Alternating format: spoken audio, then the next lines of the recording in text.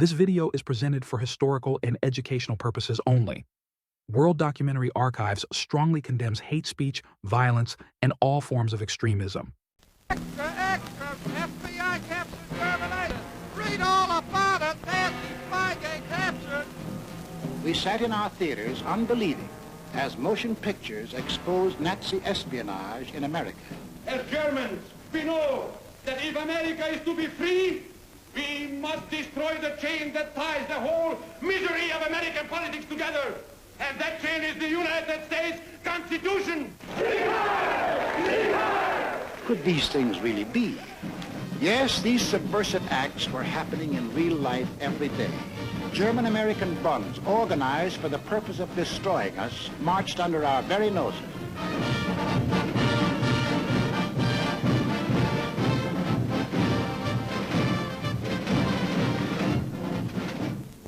I pledge undivided allegiance to the flag of the United States of America and the republic for which it stands, one nation, indivisible, with liberty and justice for all.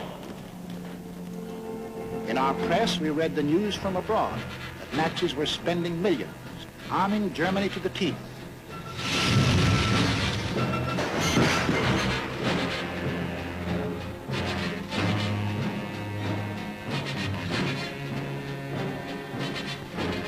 We read that the Tokyo Diet was appropriating tremendous sums, converting Japan into one vast munitions plant.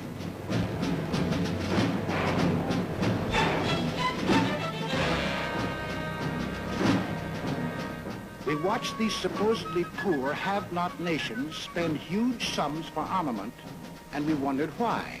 Arrogantly, they told us why. They had declared war on us long before the shooting started. We have actually been at war since the day when we lifted the flag of our revolution against the democratic world. The Germans are a noble and unique race, to whom the earth was given by the grace of God.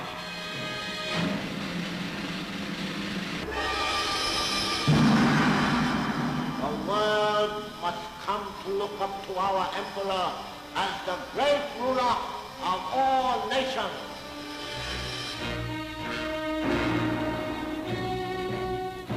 When the people of these three nations elected to follow their leaders, Death Incorporated, they organized to smash personal freedom, equality of man, freedom of speech, freedom of religion, organized to smash the very principles which made us the people we are.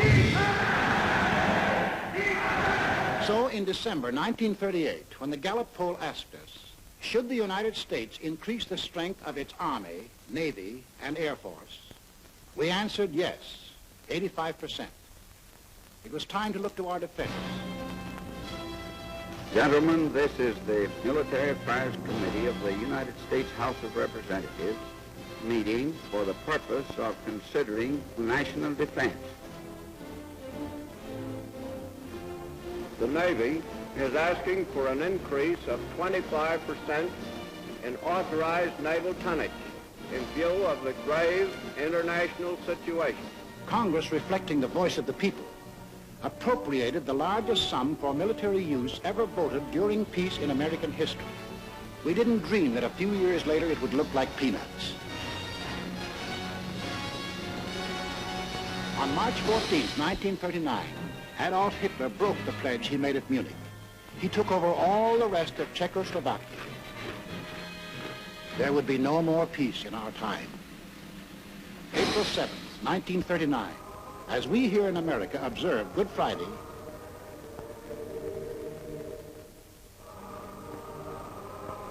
Mussolini invades Albania. Extra paper, Italy attacks Albania.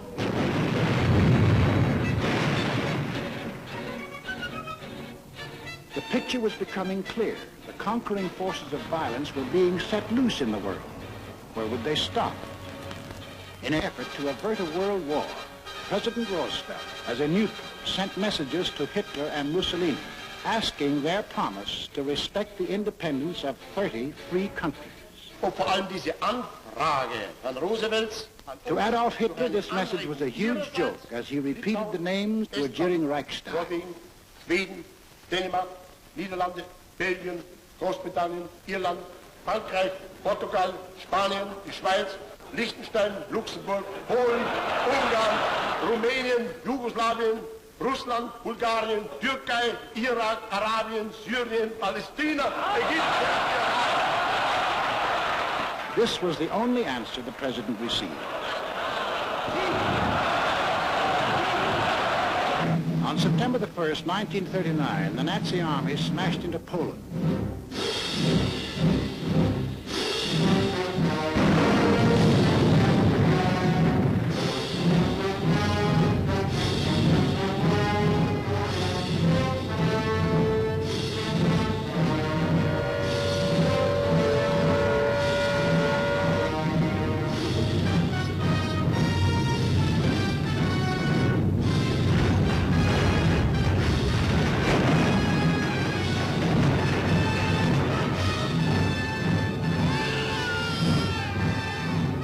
England and France had a treaty with Poland.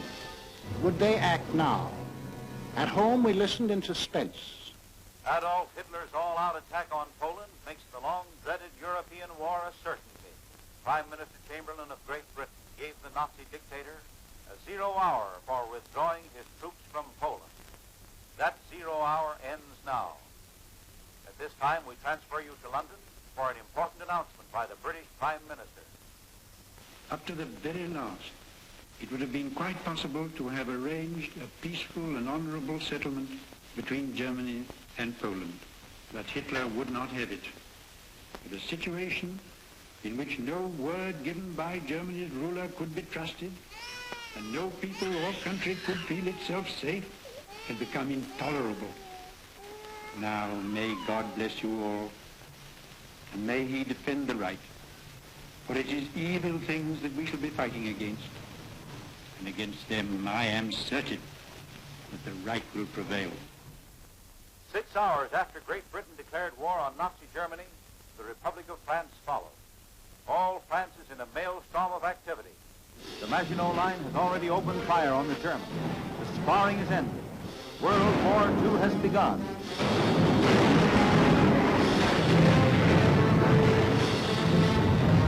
At home, we were asked, what country do you consider responsible for causing this war? Germany, 82%. We Americans had no doubt who started it. Also, we began to fear that this war was going to concern us. President Roosevelt called a special session of Congress to reconsider the embargo against selling munitions. I have asked the Congress to reassemble in extraordinary session in order that it may consider and act on changes in our neutrality law. The men of Congress wrestled with their beliefs and our futures. They debated and they argued. The arms embargo is far too great a security to American peace to permit its surrender without a last-ditch fight. The Embargo Act, as it now stands, is one-sided and works entirely to the advantage of one side. Therefore, the Embargo Act should be modified. We, the people, also debated and argued whether we should sell arms and munitions. When the question was put to us, we had an answer. Should we change the Neutrality Act so we can sell war supplies? Yes, 57%.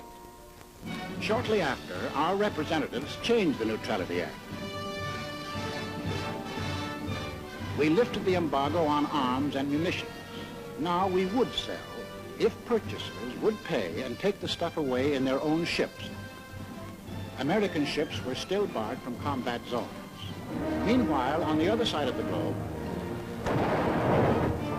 Japan was busy trying to bomb, shoot, and terrorize the Chinese into submission. We began to realize that if Japan conquered 400 million Chinese, she might become so strong as to run us right out of the Pacific.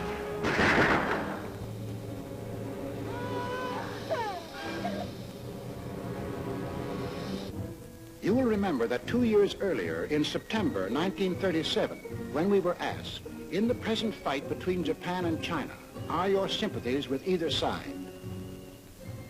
Only 43% were with China.